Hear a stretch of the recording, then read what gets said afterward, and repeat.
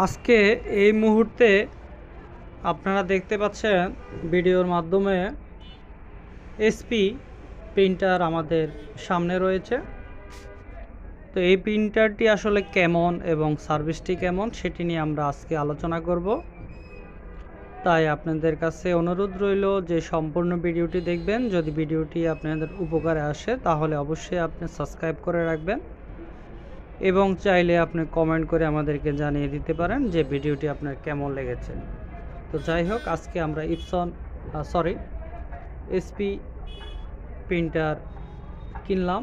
তো কেনার পরে আমরা এই প্রিন্টারটির সার্ভিস একেবারেই ভালো পাই নাই, খুবই বাজে একটি প্রিন্টার। আমরা আশা করব যে আপনারা এই প্রিন্টারটি কিনবেন না। যদি কিনেন আশা করি আপনারা ভালো রেজাল্ট পাবেন না।